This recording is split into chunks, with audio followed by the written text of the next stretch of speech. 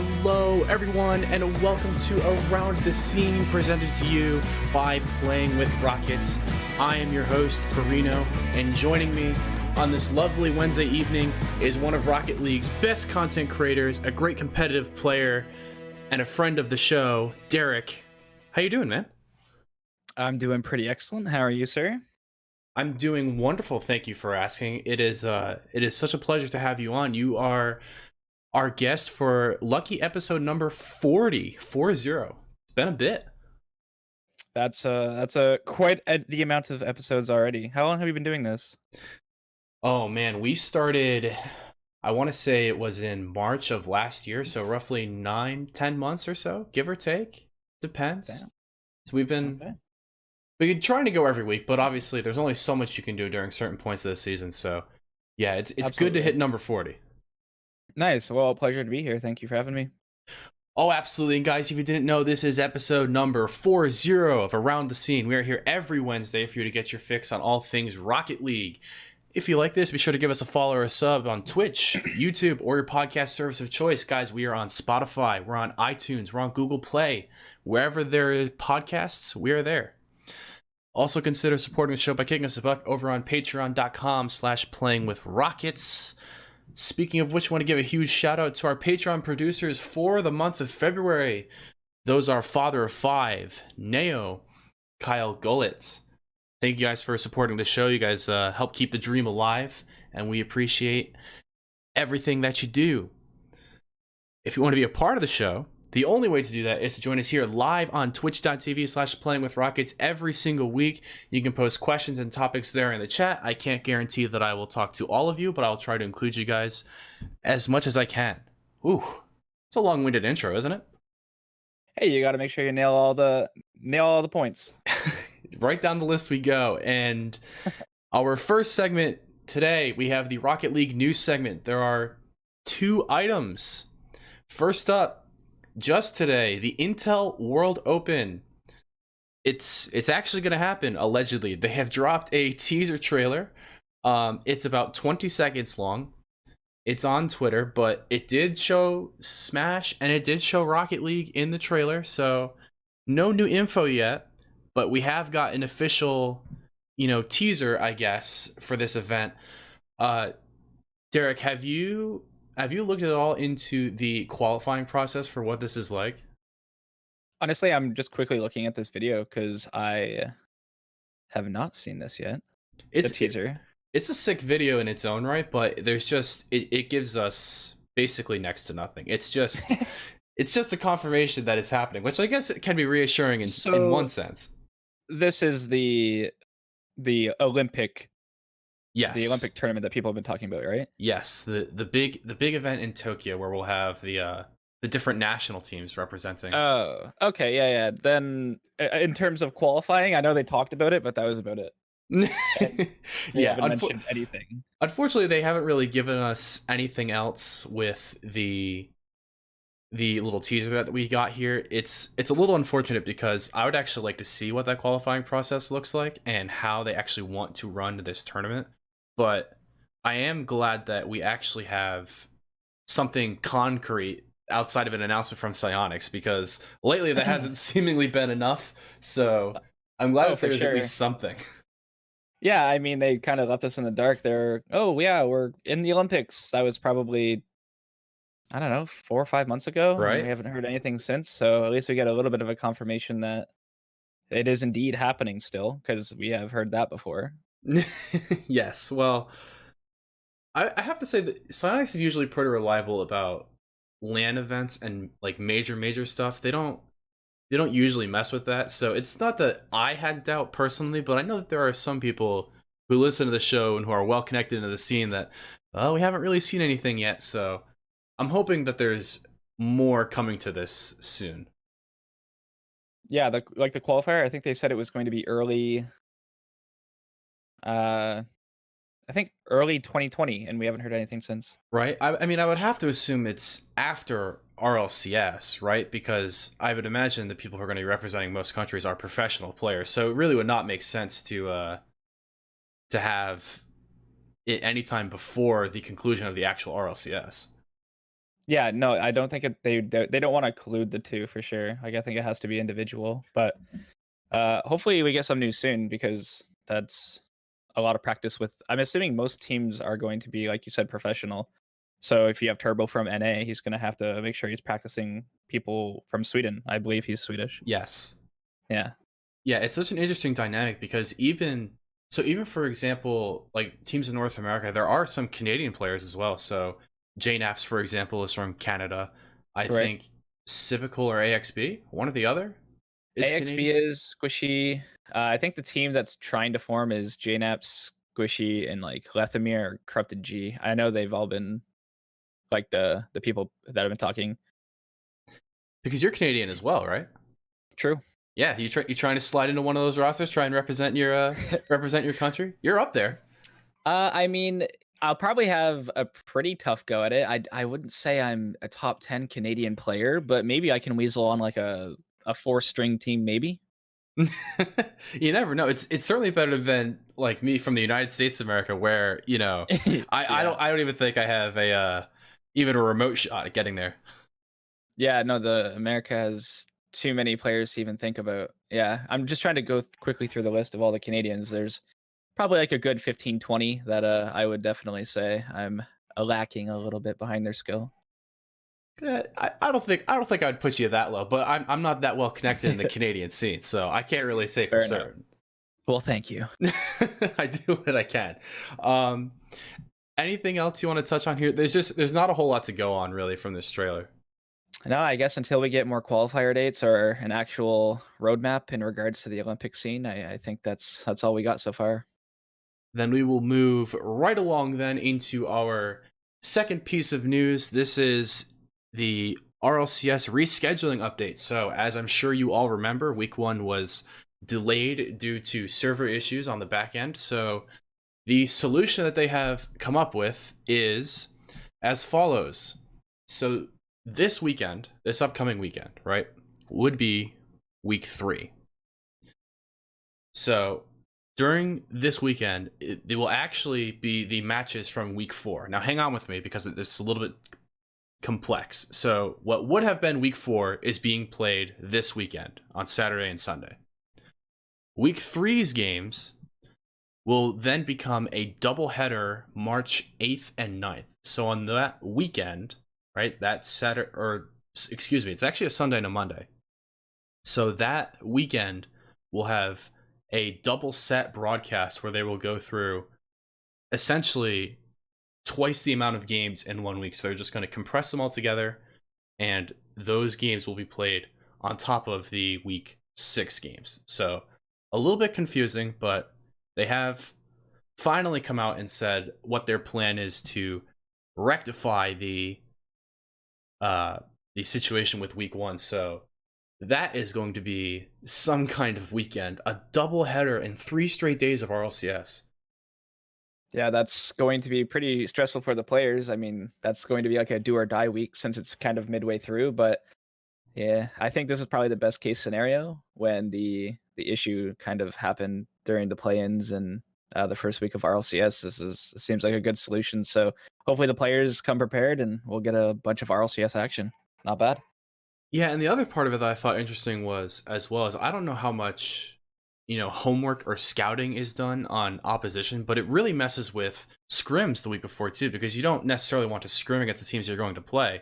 But given that weekend is a double header, you then sort of limit the pool of teams that you can practice against. Oh, absolutely. I'm pretty certain. I can't imagine any pro team scrimming a team that they play that weekend during the week. But like you said, this eliminates this potential practice and scrim slots. So I guess we'll see. Yeah, but I also, again, from a viewer perspective as well, I think it's going to be amazing. We're just going to be able to sit all weekend and just like soak it in. It's going to be awesome. It's like it's like, they do like the Beyond the Summit, where it's like an all day thing where you just sit there and like watch for the whole day. It's just going to be that, but RLCS on repeat. It's going to be amazing. Oh, absolutely. I mean, we get to benefit for the missing of week 1, so we just get an extra long weekend of our Rocket League.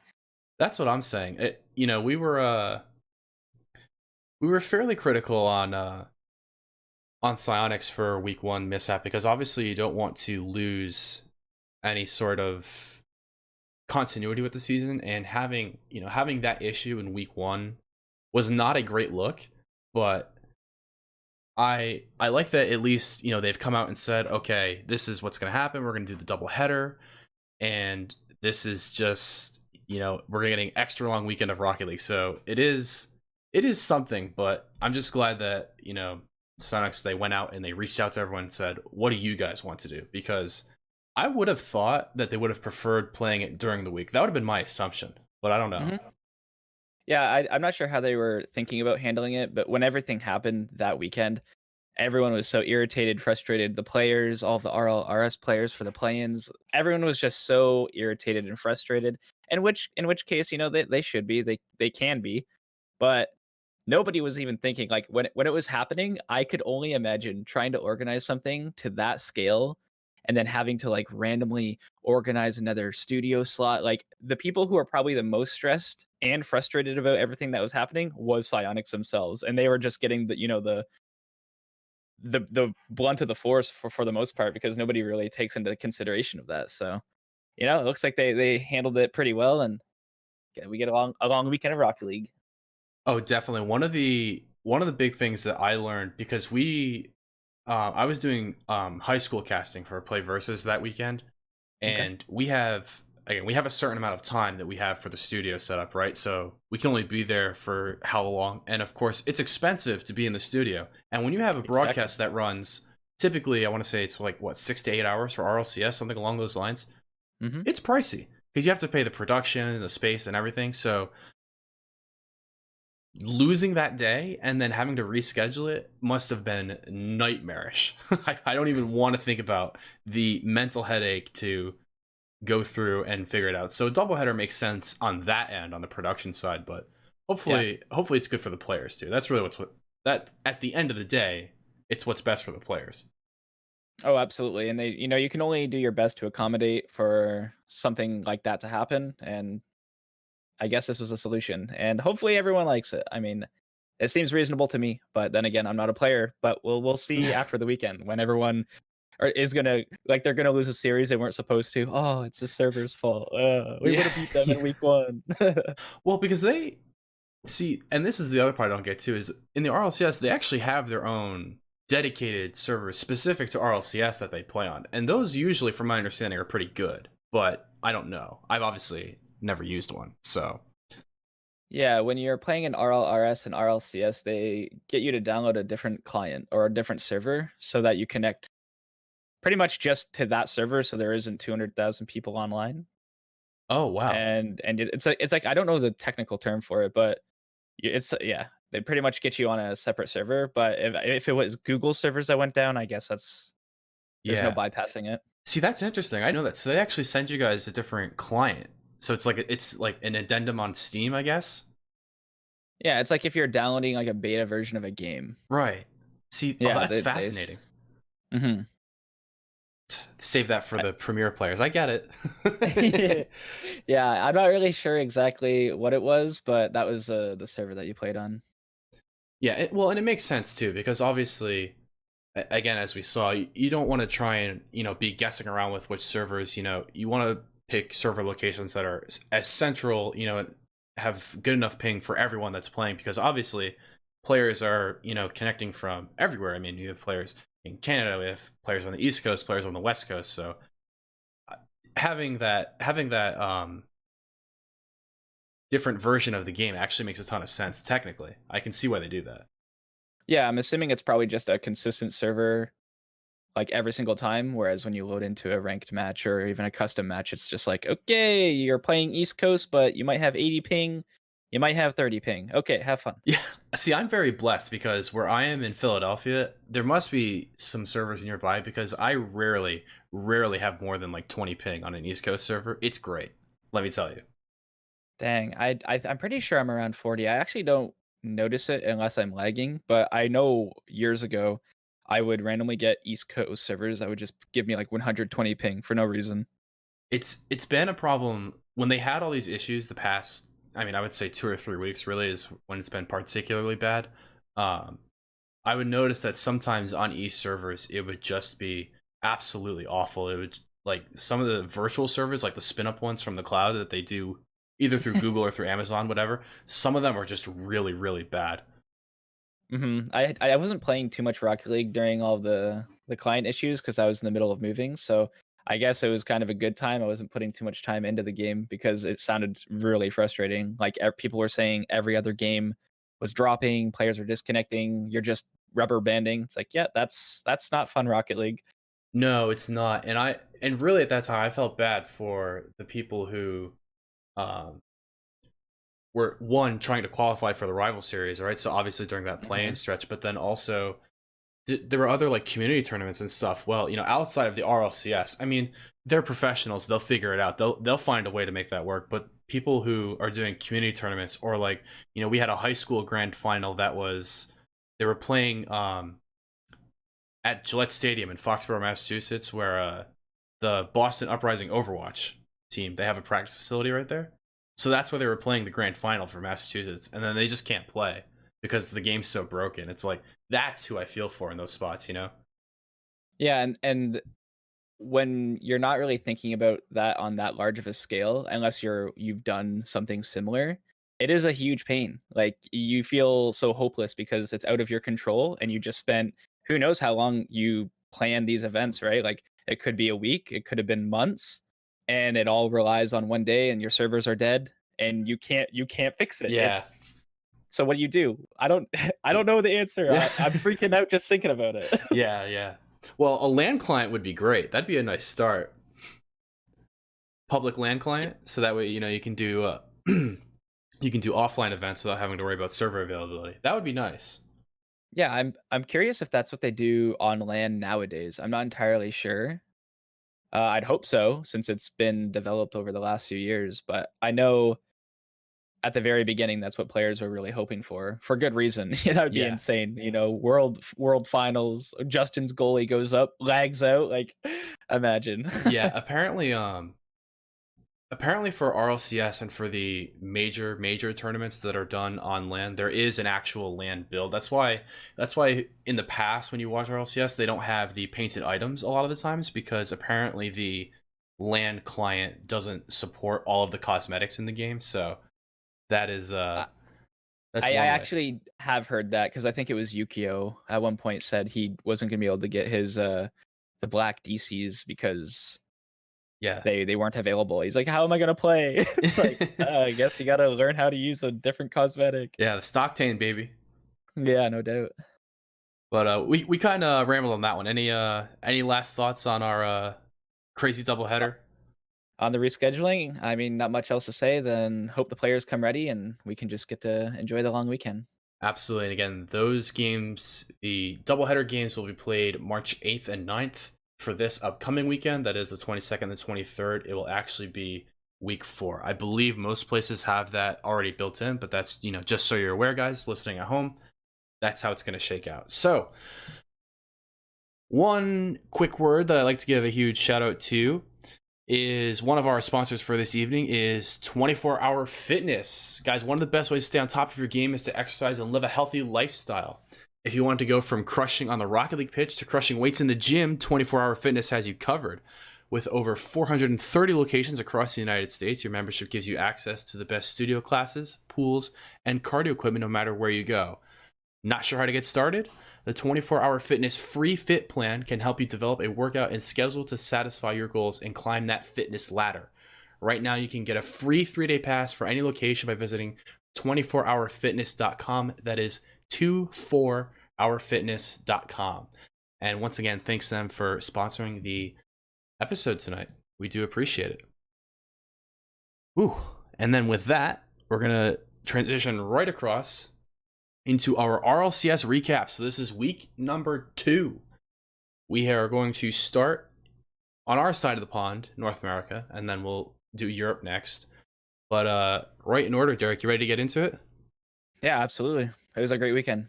It absolutely was. We saw some great action here. Our first series was Space Station Gaming versus the Susquehanna Sonics.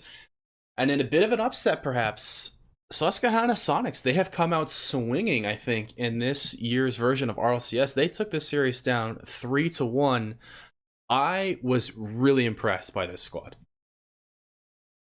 Yeah, the Sonics, with the implementation of them living in the team house, I believe, um, it just seems like they're working together really well. And if I'm not mistaken, they took Energy to Game 5 in their first week, correct? Yes, yes. So if that wasn't proof enough, taking down another world-class team that made, LAN last year or last Worlds, they're in it. They're in it for a top 4 placement. And as long as Shock is playing the way he's doing, because I think that's the individual on that team that's been really performing for them, I without a doubt, I'm putting them in top 4 right now based on the first 2 weeks. Oh yeah, Shock alone is a monster, but I love the way that they play defense actually is what I've really been impressed by. I think their communication on defense really shines through, and the ability to find those individual clearances where necessary was huge. Yeah, for sure. And that's something a lot of teams are already kind of perfect at as is. Heavy passing teams like G2, they have to be, wary of it. But Sonics is so good in the air that SSG wasn't really able to solo play. And that's where I find they've always destroyed their competition. Typicals in the air, you're probably going to get flip reset on. Doesn't matter if it's AXB. Yeah. They're all such crazy, crazy players, but Sonics challenged them so quick that they didn't even get to be crazy. They just got tackled. Yeah, I love.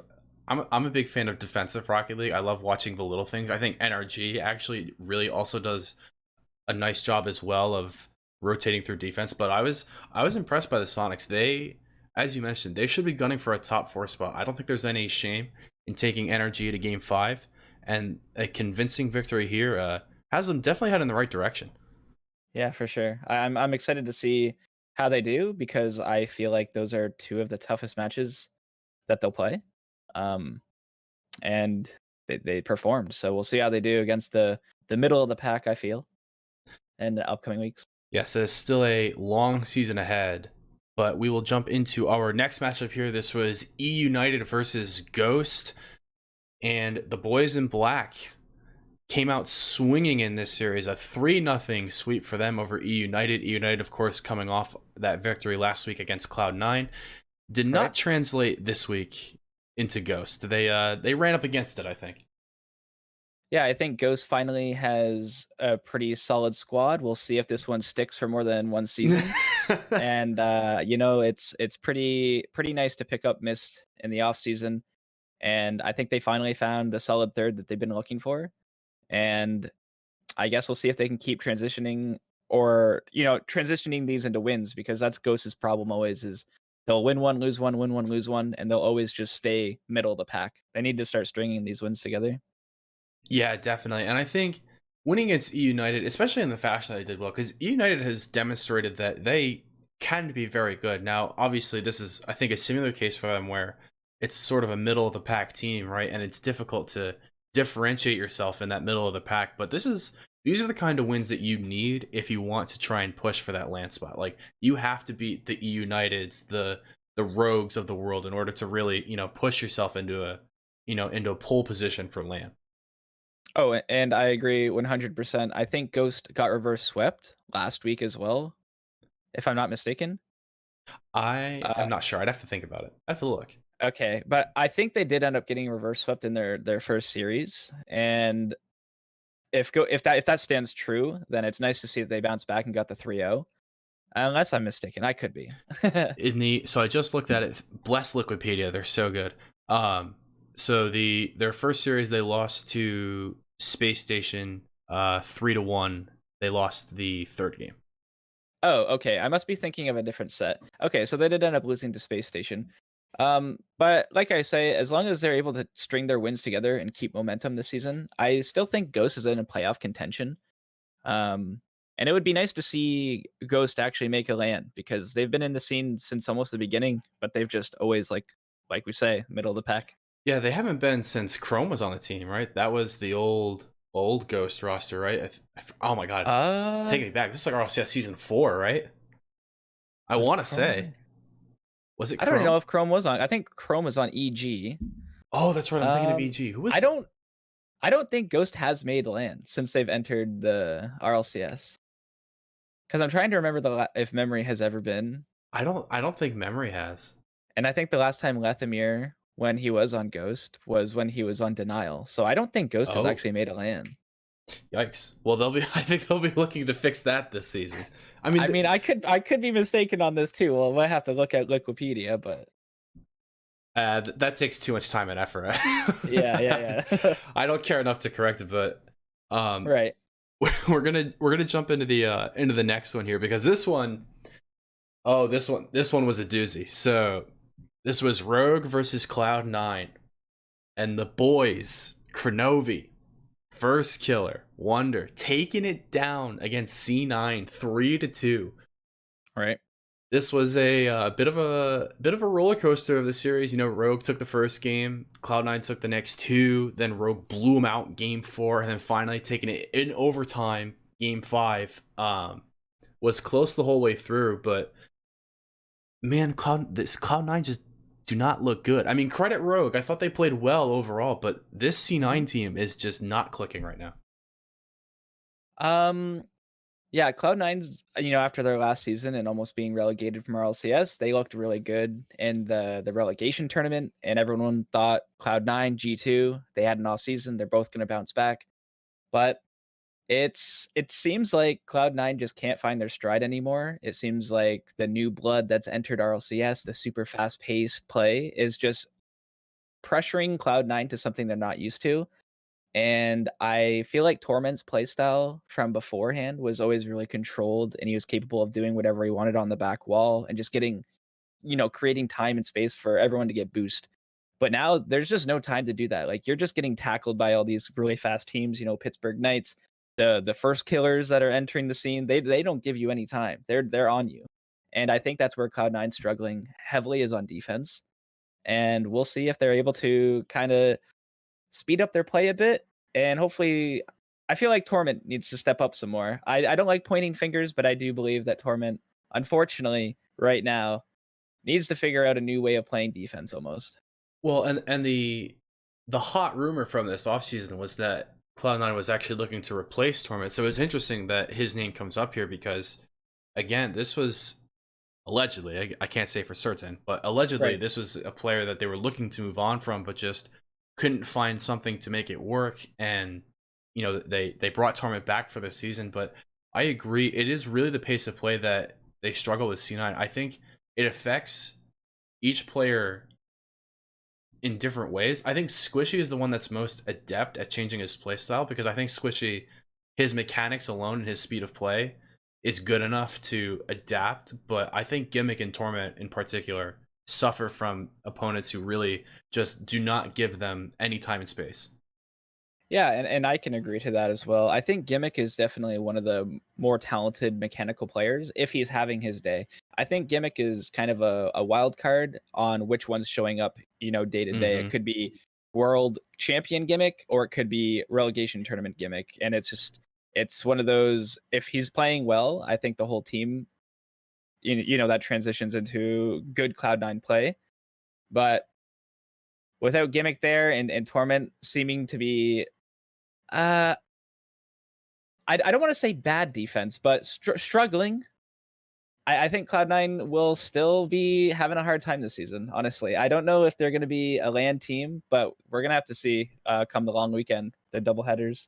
I'm so with you on this one. I think Cloud9 will continue to struggle for most of the season. I really do think that unless something miraculous changes, unless they really, step up their gameplay, I don't see them competing for a land spot. I see them really trying to struggle to stay out of that relegation tournament again this season. Again, we're only 2 weeks in, so we can't make any definitive statement, but they haven't looked good. Yeah, and I can agree. Maybe they pick up their stride and they prove us all wrong. I'd love to see that. I love when Cloud9 makes land, because they always pull through. They're a very strong land team, I find. So time will tell.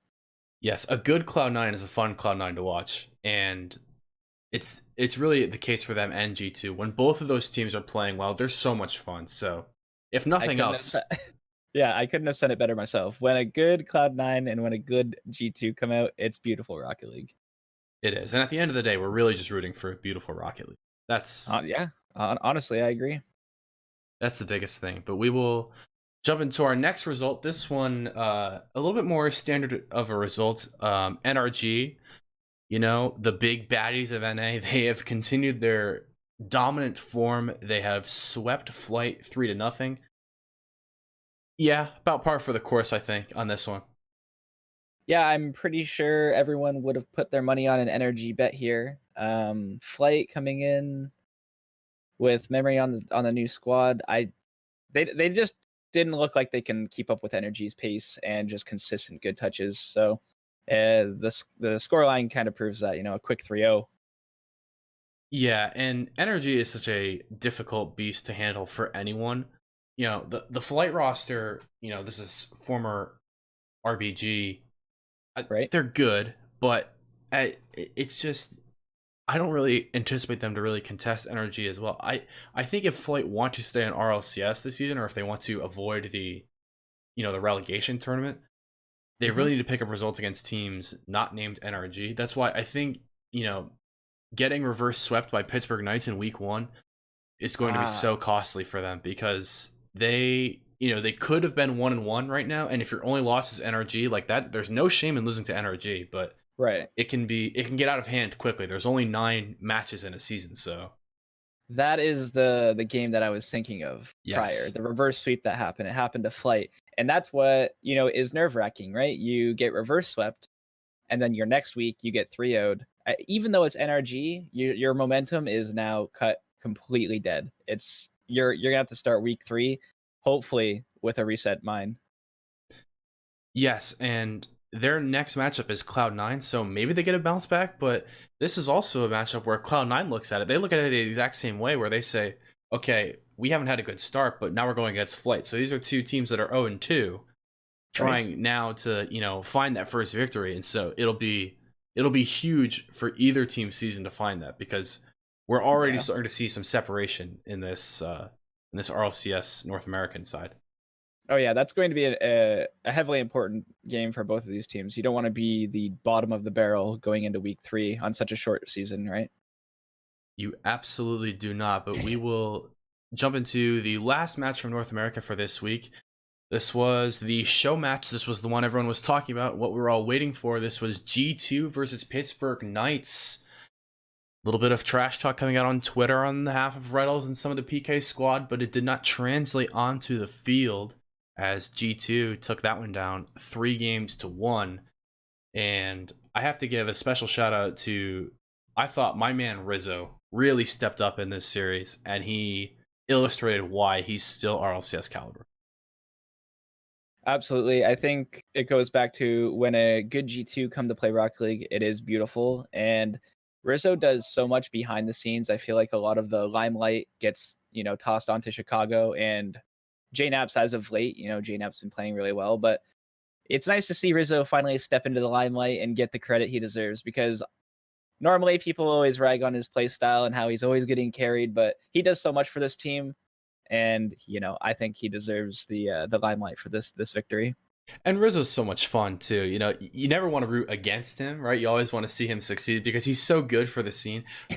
But I'll also say the same for the Pittsburgh Knights as well. I love what they're doing. They're coming up with this aggressive play style, and they just call people out publicly on social media. I think that is amazing. Now, some people disagree, but in terms of pure content and pure entertainment, I love it. Yeah, I don't think the scene 100% needs the quote unquote toxicity, but this is all friendly banter. I think these are things, if viewers or fans are getting upset about, like, oh, it's a poor form of character. This is all fun and games. If you've ever met, any of the Pittsburgh Knight players, they know what they're doing. They're just trying to rustle jimmies. They're not actually out for blood. Oh, they're very good at it too. The Oh, of course. the one that got me, it was like right around Christmas time. Like they like came out. Oh God, what was it? They trolled a whole bunch of people with like some sort of roster move that they were just like, nah, we're trolling. They like hinted heavily at a roster move which they ended up, picking up AJ anyway. But Right. I was just like, that was the one that got me because I was like, oh, like I was so ready for that juice, for the tea on the rosters, and they just didn't come through. I was like, that really got me. Yeah, they like to tease the fans for sure, and they're really good at it. But unfortunately, teasing fans does not necessarily translate to winning games on the pitch. So they'll be looking to bounce back from that one. And that'll conclude the North American side. So really quickly, the standings, of course, so far through 2 weeks, we have G2 and NRG both on top. Both went 2-0. Actually, G2 technically in the one spot because they only lost one game. So good on them. We have a bunch of teams at 1-1. Those are Ghost, Susquehanna Sonics, Space Station, E United, Pittsburgh Knights, and Rogue. And bringing up the last two spots, numbers 9 and 10, are Flight and Cloud9. So, already a little bit of separation, but still tons of Rocket League to be played this season. So, I'm sure those positions will switch often. Ooh, all right. So, going over to Europe, did you get a chance to catch some of this series? Because I know we're going to talk about one in particular in the middle here, Right. but I was actually driving on Sunday, so I saw the results first, and then I went back and watched some of these series. So I'm curious if you got a chance to tune into the EU side. I caught halfway through, so I saw the Singularity match, I saw Dignitas, and I saw some of Mouse. Mouse? I still am not sure. Mouse I think Esports. it's Maus. Yeah. It's those German orgs, man. Let me tell you. But Yeah. we're going to jump right into it with the first game from Europe. This was FC Barcelona versus Endpoint. Barcelona coming out swinging. They took that series with a very clean sweep, 3-0. I love watching a good Barcelona, but I love how riled up people get about Flakes using different cars. It's one of the things that he is known for. He has brought it with him to Barcelona. He doesn't care. And he has played well, Barcelona playing well, even though you're not, in your Octane or your Dominus or your Fennec. Yep. He just can do whatever he wants. He's a really talented player, and I feel like it's almost an intimidating thing when he comes in with a trolling car. The community has always deemed these cars trolling, and then you get 3-0'd by it. It's just I can do what I want. I personally am awful on any non-standard car. I can use Octane, I can use Dominus. I have tried the Fennec and it's okay, but I've ultimately gone back to the Octane. I just can't touch the other ones. It's so visually disorienting for me. And even though I know like the hitboxes are standardized, there's just something mental that I can't really place. I don't know how Flakes does it. Like I know the principle is like that's the same car, but I can't go there. Yeah, the standardization for me, it's always, why would I want to use a hitbox that isn't the car itself? So I'm right there with you, Octane or Dominus. Yeah, but Flakes making it look easy and cruising 3-0 there with Barcelona over Endpoint. But our next matchup was TSM versus Veloce, and Veloce coming out with another good result here. They shut down TSM 3-1. They lost the first game 1-0, and then shut out TSM for the rest of the series. No goals conceded through the last 3 games there for Veloce. So sticking to that patient defensive style, and it still works for him. Yeah, I think Veloce is always one of those teams people think it's going to be middle of the pack. They're not going to show up. And I'm curious now, they've had success last season, and it seems like they're doing pretty well this season. Maybe teams are just underestimating them, but that, definitely don't, because they're shutting you out and, they're coming to play. And I think Veloce, if they are able to play the way they are, shutting out teams, playoff contention, another season, potential worlds. I believe so. I think what catches people off about Veloce is they're not really flashy. They don't score too many crazy goals, not usually. But they're so solid in the fundamentals and the way that they play defense and just hold on to the ball. It's just kind of suffocating. They just play it so slowly. I love it. I think it's great, but I think people underestimate them because they're the opposite of fast and flashy. Yeah, I mean, that's very true. As long as you're getting the touches you need, doesn't need to be flashy. A goal's a goal, right? They all count, and they all counted in this one as they take that again 3 games to 1 over TSM. But this next one is the one that I want to jump in for EU because this I thought was one of the best series of Rocket League we have seen in a long time.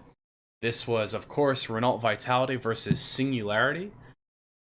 Back and forth the whole way. 3 overtimes in this series, including a Game 5 overtime.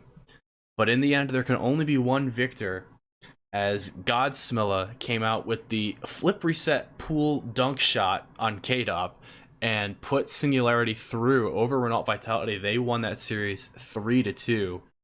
This was a joy to watch through the whole thing. Not just Game 5, the whole series was awesome.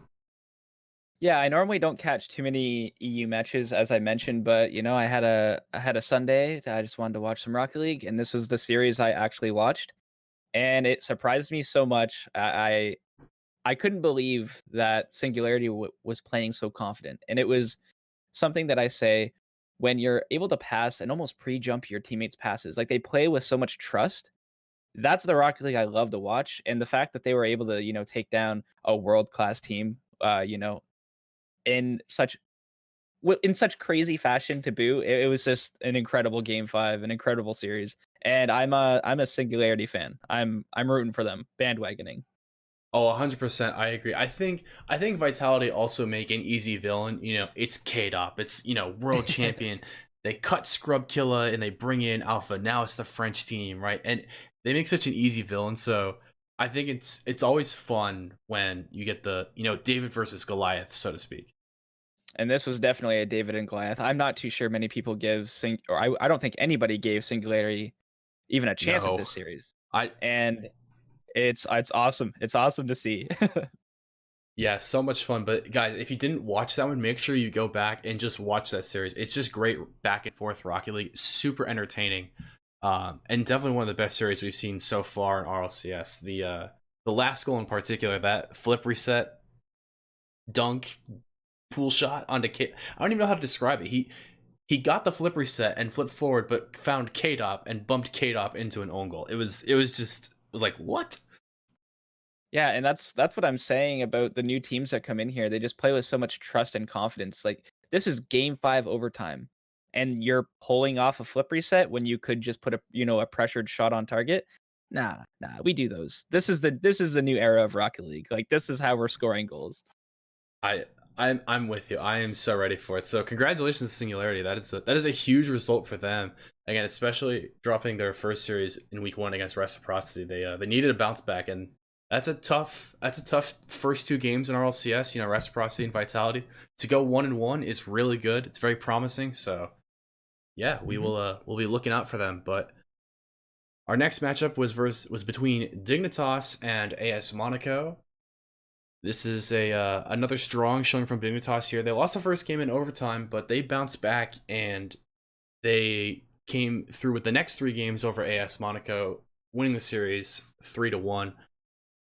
I don't think there's too much to say about it. I think Dignitas, obviously, they looked good at Worlds. I think they're just continuing that form here. When they're firing on offense, it is fun. That Game 3, 5 goals, ooh, that's tough.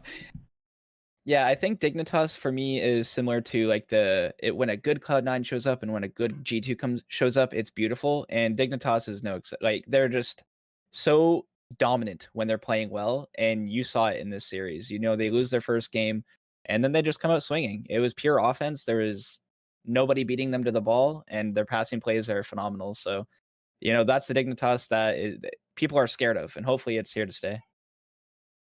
Yes, and I love the playstyle in particular from Yukio. I think he is such an interesting player to watch. Just how dynamic he is on the field, and then the speed and decision making that he has. It's so cool, and the fact that he plays on keyboard mouse too. I love that element of it, like the extra factor, that X factor of playing on keyboard. Another one where I'm like, I can't even imagine doing it, but he clearly does it very well. Yeah, it's always interesting to see keyboard player playing on a professional level, and not even that, just dominating it too. So Yeah, that is always good stuff. But we will jump into the last series that we will cover for RLCS. This was Reciprocity versus Mouse Sports. And Team Reciprocity, those shiny new orange decals, came out on top over Mouse. They won 3 games to 1. Um, I will admit I didn't watch this series, so I can't give too much insight. But I think I think most people would have expected Reciprocity to win, but I don't know. I'm interested. Did you catch this game? Did you manage to see this one? I caught the first couple matches, and right now I think Mouse is still trying to find their stride. Reciprocity obviously has been a few seasons together. I would give Mouse a couple more weeks to actually find their stride, and we'll see what kind of Rocket League they can bring to the table then. But right now they just look a little disoriented, just still trying to get together. Yeah, and we see that often too when these roster moves happen, where it can sometimes take a while for a new player to get fully settled in. The famous example, of course, being Renault Vitality. Their first season with Scrub was less than ideal, to put it mildly, but then they turned around and became world champions soon after. So it can take a little bit, but yeah, I agree with you there. I think the experience from Reciprocity just shines, and when you've been playing together for that long, you know you can take it to pretty much anyone in Europe. And that's going back to like a point earlier, the trust factor of just playing with those teammates for extra seasons Mm. is almost the do or die now. It's you have to be so quick and trust your teammates' touches. Otherwise, that's getting intercepted. And I think that's where right now Mouse is kind of lacking. It's just like that little bit of trust to play a little bit quicker to get those touches. And we'll see if they can pull through in the upcoming weeks. It's only two weeks in, so we'll see. Yes, and the other point there too is you have such different players, I think, in Cuxer and Scrub, where both I think have to make accommodations for one another, and that is Mhm. not an easy thing to sort out. So it will take time. I agree. I'm looking to see Mouse in a couple weeks to see if they can find their form, but I still think that could be a really deadly squad if they do. I'm sure they will pick it up. But guys, that will conclude our RLCS recap for this week. And before we jump into our next segment, I want to give a second shout out to our secondary sponsor for today, GameStop. GameStop has always given power to the players. Now they're bringing it specifically to esports players. GameStop's new esports-oriented Pro Training Series aims to bring the skills of pros directly to you. The Pro Training Series are each carefully crafted with the help from esports professionals from teams such as Complexity, Optic, and even the Dallas Fuel and Houston Outlaws of Overwatch. With their help, they provide easily digestible videos aimed at helping improve your skills for various esports titles. They have already crafted several guides for games all across the esports scene. And how much do those guides cost? Absolutely nothing. The GameStop Pro Training Series are all 100% free. So what are you waiting for? Head over to GameStop.com/esports to start reading up on the series and begin dominating the competition today. Again, that is GameStop.com/esports. Yet another reason why GameStop continues to give power to the players. All right. We have one item in our next segment, our wonderfully famous segment, the roster shuffle. And the only item is that Omni Nation has signed the Affinity roster. This is a North American RLRS team. I love that Percy, Jordan, and Magic are all getting a squad, and they are now going to have an org to represent. I'm also really happy for another friend of the show, Dougie, who has been on here in the past. He gets to work with a great group of guys.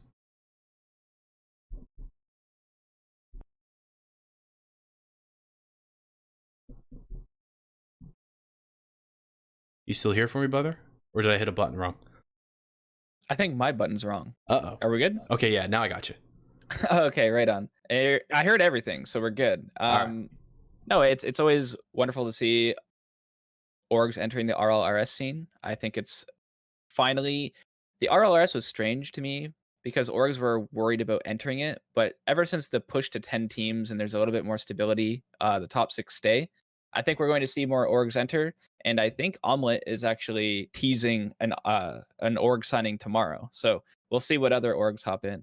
Maybe you'll have to add another roster shuffle segment next week. I see. We don't often get roster shuffle segments during the season because obviously, teams are pretty locked in during RLCS and RLRS. So really, the only thing that we add is org signings. So I love when we can do it in the middle of the season. It's just generally good for the scene. And as you mentioned, so many positives to entering the RLRS now. I also think that particular squad can be really, really good. I know they're rookies into the rival series this year, but those boys have been playing for a long time in the bubble scene. This is their breakthrough, and I think Omni Nation have a really solid roster locked in. They definitely picked up a really strong squad. Percy's been going pedal to the metal, trying and trying again, and he finally found a squad, that gets him there. So there's definitely not going to be any motivation issues there. So I think Omni Nation definitely picked up the right squad for this situation. Yes, and we will be rooting for them in the rival series. Again, I forget, did they rival series played already this week, but I forget if that roster already played. I don't know. I Too much Rocket I League know going they on. I know they've played 1 week, but I think there might be bye weeks in the RLRS. I'm not entirely sure. I don't know. Too much going on, but that will conclude our very brief segment of the roster shuffle. And with that, we find ourselves in an interesting spot where we are now in our freewheeling segment. It's not often we get to this point. If you noticed, I sort of pushed through our RLCS discussion because normally that dominates, a long portion of the show. But I wanted to talk to you about certain things as well because I find the content creation side of Rocket League so fascinating. So I just want to kind of talk to you a little bit about what it's been like doing Rocket League both as a competitor and as a content creator, because those can be two very different things at times. Yeah, for sure. It's a position that I'm extremely grateful to be in. It's something I didn't think I would be doing for as long as I have. Um, and when I first started streaming the game, I only had probably 10 hours. I didn't even know what I was doing, but it was fun. It was fresh. And, a year goes by and I feel like I'm getting better. So I start joining teams and that kind of just birthed the competitiveness in me. So then the next year or two was just focused on making RLCS because RLCS didn't even exist then. And I just loved it through and through. Uh, Accumulating over 7,000 hours, I have gotten a little bit more, it's a little bit more stale than it used to be. But, it's still such a great game, and I do love streaming it, but it's always frustrating at times when you're just always doing solo queue over and over, and there's not too much variability of, the different play styles. So hopefully in the upcoming months that we can get more custom game modes that will freshen up the game. But overall, I'm extremely grateful, and it's been a great game to play and just see. Not develop's not the right word. Just the progression of it in its entirety has been a really nice thing to see. Yeah, because one of the interesting things is that because you have been playing this game for a very long time, since the very beginning, um, Yeah. and I sort of hopped on. I want to say it was in competitive season, like the very end of competitive season 2 or the beginning of competitive season 3, where I just had it on Xbox, and I was just playing in my college dorm room, and I was fascinated by it. And I'm now 3,000 hours deep, but um, the I I think what's so interesting is because um the content side of the game is difficult, right? Because it's the same thing over and over. So how do you stay fresh, right? Because you have to avoid that sense of it's just ranked, it's just ranked, it's just ranked over and over and over, And I know it's hard. Oh, yeah. For me, as I said, it was really exciting to stream a game where I almost had 0 hours in it because I think anybody watching or listening, your first few hundred hours, heck, even your first couple thousand hours, it's Mm, so fun. Everything like you're progressing and you're getting better and you're like learning how to do all these tiny mechanics and like maybe you hit your first air dribble or a ceiling shot, like all those tiny things there. It's just so satisfying. But then there comes a skill ceiling where you've done these things a number of times, and it's like, okay, it's like it's a little less exciting. Um, so for me, the way that I did it after probably like the third year is I stepped back from playing competitive and I just kind of tried to find the enjoyment of the game again and just kind of focusing with the stream and the chat and having conversations. That has definitely kept it fresh for me personally. I'm able to kind of not be 100% focused just on the game, but I'm able to have, conversations like I'm having with you, what's going around on the scene, or, just if you've seen my stream, sometimes the topics they stray away from Rocket League sometimes, but honestly, that's what keeps it fun for me as a content creator, at least. Yeah, because we've been in a unique spot with Rocket League where there really aren't that many popular content creators specifically for Rocket League, right? Like outside of you have like, I'm saying like, okay, like in the Twitch and YouTube space, right? There's guys like Sunless Khan and Musty, John Sandman, Floomp, like really big names. And I think you are up there, right? But it's interesting to me because we don't have that. There's like this gulf of like streamers and YouTubers who have like huge followings, and then Right. there's a ton of very very small channels where like you might have like 4 or 5 viewers. Yeah, and I think it really comes down to Rocket League just being what it is. It's beautiful because it's so simplistic, but after a while, you're seeing, if you're playing the game, you eventually end up doing the same thing. If you watch the game, you end up watching the same thing. Whereas if you watch someone play Fortnite, they might be incredible at the game, but the situations they get themselves into can be extremely different. And that's what makes it fun to watch. And that's why I think like the viewership, I mean, it's been growing drastically over the last couple years on Twitch. Oh, for the RLCS in particular, it's massive. It broke records for this season, and even Oh, continuing now, it's tremendous. oh, for sure. And even like with the popularity of the game just growing in general, you're seeing a lot of the content creators over on YouTube excelling. The numbers they've been tweeting out have been like record breaking months for like subscribers and hours watched and this and that. So I think the game is just consistently growing. But I think what it struggles with on YouTube or I mean the struggles on Twitch are different than YouTube because as we're live streaming it, not too much can happen in a game of Rocket League. It's kind of the same thing. Crazy pinch goals happen. Those are always exciting. But beside that, it ends up becoming the same thing over and over. And I think that gets a little stale to watch. So I think that's why on Twitch's end, you're not seeing huge streamers like you see on Fortnite or other games. And I think the other element playing into that is because of the availability of high quality gameplay out there. Once you see someone who can play the game really really well, so if you watch a professional streamer, Hmm. or sorry, a professional player who is streaming. Sorry, I should clarify. Correct. Um, Correct. and you watch that level of gameplay, then you go to some random Joe who might be like a platinum or a diamond, and it's just it can be painful. Like I personally struggle with finding streamers who can be entertaining to watch and listen to, right? But sometimes like it's just gameplay. I just go, oh, it can be hard. Yeah, and you hit the nail on the head. Like growing or not, when you're playing the game and getting better, it's really satisfying. But like when you're playing in like gold and platinum, where a lot of players are because they play casually, they may play 2 hours a week. Those that gameplay is really difficult.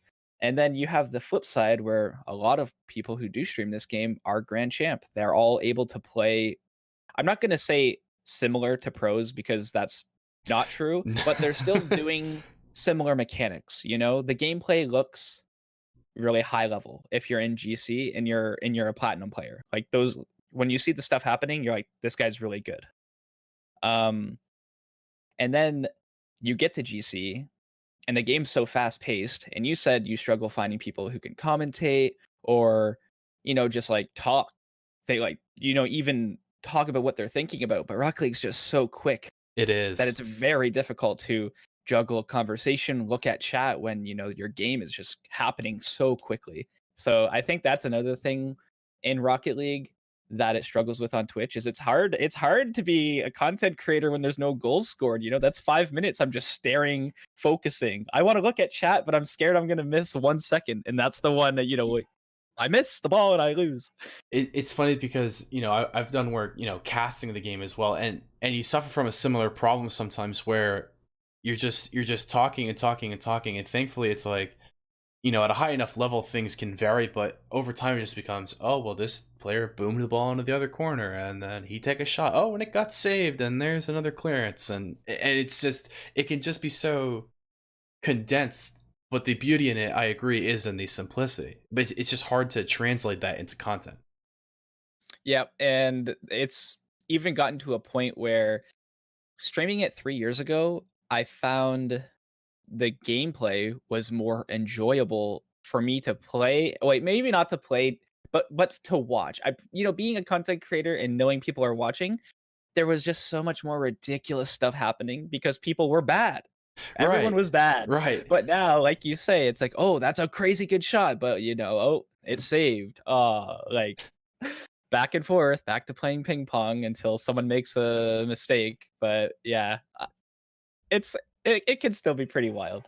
See, I got so mad the other day. I say the other day, it was like a week or two ago. I had one of the greatest attempts at a flip reset I will ever have in my whole life. I got the rapid reset, right, where you get the one and then you get the second, and then it just gets denied on the crossbar, and it's like,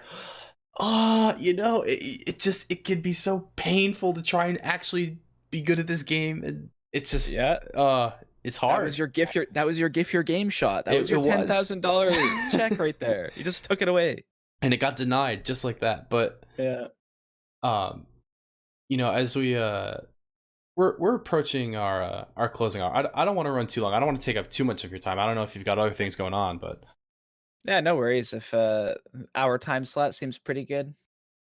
Yeah, I unfortunately usually have things to do on Wednesdays, so we're gonna bring it to a bit of a close here. So guys, thank you so much for joining us tonight. Be sure to follow us here on Twitch so you can stay up to date with us. So we go live every week. We'll be uploading this episode later onto YouTube and to our podcast platforms. Again, we're on Spotify, iTunes, Google Play, all that stuff. So if you didn't catch it live, that's okay. We will be out there tomorrow. Dareyck, where can we find you? Go ahead, give me your plugs, man. Twitch, Twitter, YouTube, whatever. Give me it all. Right now, the name is Dareyck. It's spelled Dareyck, and that is the handle for Twitch, Twitter, and YouTube, but mostly Twitch. 95% of the content's on Twitch. I like that. Always more fun to be live, I think. I haven't tried venturing into YouTube, but streaming has been a joy for the last 4 years. That is always good to hear. Keep it up, man. Thank you very much. But guys, this has been Around the Scene presented by Playing with Rockets. I am Perino. That's Dareyck, and it has been our pleasure to have you with us, guys. Thank you so much and enjoy the rest of your day. We will catch you next week. Until next time, take care.